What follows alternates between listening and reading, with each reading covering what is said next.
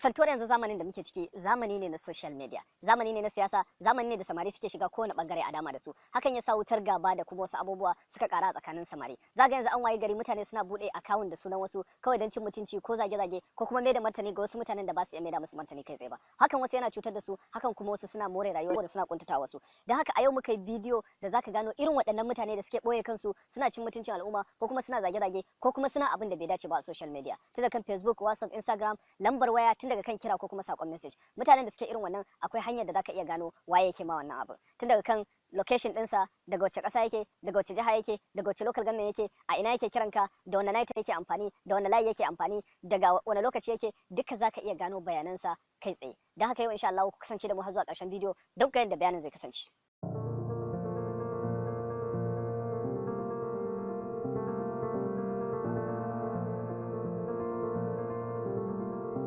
Kafin mu shiga cikin bidiyon mu, ina son gayyatar ka da kai ƙasa ka danna wannan alama ta subscribe, sai ka danna alamar ƙararrawa, sannan sai ka yi sama ka danna alamar like don ƙara mana ƙarfin gwiwa. Sannan idan kana da tambaya ko kuma shawara ko kuma kana son mai wani bidiyo a sati mai zuwa, ka je can ƙasa ka rubuta mana a wajen comment. Wasu bayan sun kalli bidiyo sukan biyo ni private sai su mun tambaya, wanda amsar wannan tambayar tana ƙarshen bidiyon mu. Kasantuwar ba su kalli bidiyon har ƙarshe ba, hakan ya sa ba su ga wannan amsar ba. Muna roƙon ku idan kuka fara kallon bidiyo ku daure, ku jajirce, ku kai bidiyon har ƙarshe don ku fahimci darasin yadda ya kamata. Kafin ka gano wani mutum ko kuma ka yi tracing ɗinsa, kana buƙatar ka mallaki IP address ɗinsa. IP address wasu lambobi ne da ba su fi tara ba ko kuma zuwa 10, wadda kowace waya tana da wannan lambobin. Idan kana so ka gana ka, za ka shiga setting, bayan ka shiga setting za ka je can ƙasa gunda aka rubuta about phone, sai ka shiga, bayan ka shiga za ka ga status. In ka yi status za ka je can ƙasa za ka ga gunda aka rubuta IP address. To wannan IP address ɗin kowace waya tana da shi, ta hanyarsa ake iya tracing ɗin mutum ko kuma a gano inda yake. To wace hanya za ka bi ka gano IP ɗin wannan mutumin bayan yana wayarsa, kai kuma baka san mutumin ba? Akwai hanya mai sauƙi, yar dabara da za ka yi ka gano. Ku biyo mu har zuwa ƙarshen bidiyon. Da fara za ka shiga Opera ka kamar haka. Bayan fuskar Opera ka ta buɗe kamar haka, za ka yi sacin wani website ana ce mar grabify.link. Kamar yadda kuke gani gashi na ya bayyana, sai ka danna searching. Bayan ka danna ya buɗe, wannan ita ce fuskar website ɗin kamar yadda kuke gani. Kai tsaye za ka ɗan ja shi sama, zai kawo ka nan wajen gunda aka rubuta enter a valid URL, sai ka danna wajen,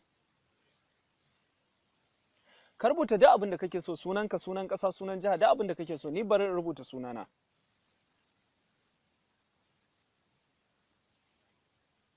Bayan ka rubuta, sai ka danna wannan waje da aka rubuta create URL. Zai tambaye ka, sai ka ce agree and create URL.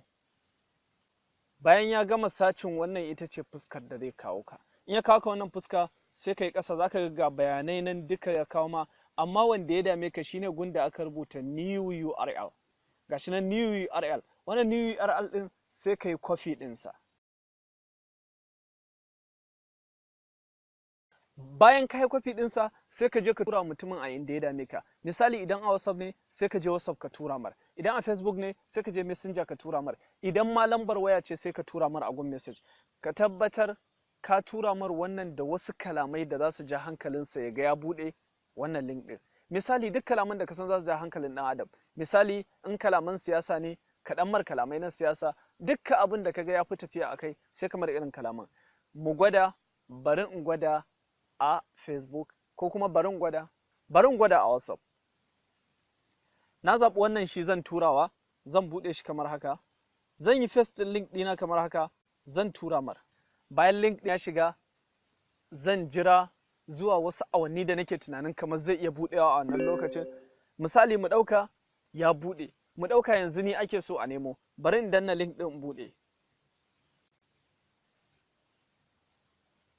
Kai tsaye daga ka tabbatar cewa ai mutum ya danna, za ka dawo wannan website ɗin da kai kwafi ɗin link ɗin, sai ka yi refreshing ɗinsa, ko kuma ka kwafi link ɗinsa ka ƙara buɗe shi a wani tab ɗin. Misali yanzu in danna nan, wannan shine link ɗin, zan kwafe shi haka, sai in zo in yi new tab. Kamar yadda kuke gani, zan yi pasting ɗinsa a nan, sai in danna search. Bayan ya buɗe kamar yadda ya buɗe ma da farko wajen samun link, kamar haka zai buɗe ma. Sai ka yi ƙasa, ka tafi can ƙarshen ƙasa, kamar yadda kuke gani ga bayanai na ya kawo min date, lokacin da aka danna link din, da IP address din wanda ya danna link din, da country dinsa. Kun ga ya kawo Libya da ke ni yanzu ina Libya, da duk sauran bayanansa. Amma abin da ya dame ka shine IP address. Daman shi kake so ka mallaka. IP address shi kake so ka mallaka. Kawai sai ka danna clicking a kansa, sai kai copy dinsa. Bayan ka yi copy dinsa, yanzu ka mallaki IP address din wannan gaya. Da haka yanzu kana da damar kai tracing dinsa. Kai tsaye sai ka buɗe new tab a waferarka. Bayan ka buɗe kamar haka, sai ka yi searching IP tracker. Yawwa, bayan ya buɗe ma sai ka zaɓi wannan. Gashi nan. Suna da yawa: IP locator, IP tracker, IP tracer, duk wanda ya burge ka, amma ni yanzu zan gwada muku da wannan. Idan wannan ya ma sai ka zaɓe shi, in kuma akwai wanda kake so sai ka zaɓe shi. Kawai sai ka danna. Wannan ita ce furkar website din. In ka buɗe za ka ga tallulluka a cikinsa da yawa, duk ba su dame ka ba. Sai ka yi ƙasa har sai ka zo nan. In ka duba ga alamar IP nan ya sama. Kawai sai ka danna, sai ka yi pasting din IP din nan da ka kwafo. Wannan shine IP din da muka kwafo. Kawai sai ka danna ƙasa gunda aka rubuta trace IP with the IP tracker. Bayan ya gama sacin zai buɗe ma fuskar website ɗin kamar haka. Sai ka yi ƙasa. Za ka zo zaɓi na farko wanda a nan location ɗin mutumin yake. Yanzu kun ga ya zagaye daidai location ɗin da nake. Yanzu idan so nake na buɗe mutumin in gano inda yake, zan buɗe shi. Ko da irin wannan location ɗin ya ma kaɗan, in kuka duba nan ga gunda aka rubuta Open Street Map. In ka danna Open Street Map ɗin nan, zai buɗe ma layi, unguwa. Za ka gano har lungu da gidan da mutumin yake. Jiyan da kuke gani dai gashi nan, wannan map ne. Duk wanda suka iya amfani da map a cikin ku sun sanya ake amfani da map, sun sanya map yake da sauran duk abubuwa makamantan haka.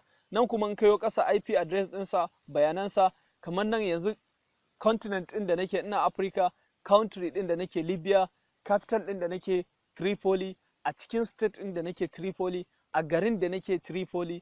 Gashi nan irin da wanne layi nake amfani, da wanne network nake amfani, daga wani ɓangare nake, time zone ɗin da nake amfani da shi, quantity, latitude, dukkan abin da ya kamata ka sani game da mutum yanzu gashi nan ka sani. To ta wannan hanya za ku yi amfani da wannan dama ku gano duk wanda suke cin mutuncin ko kuma suke ɓoye account ɗinsu a social media cikin sauƙi. Wannan darasi zai matuƙar amfanar da mutane, saboda yanzu mutane da yawa suna cutuwa wajen zagi, wulaƙantarwa da sauran abubuwa makarantar haka daga 'yan uwansu 'yan social media.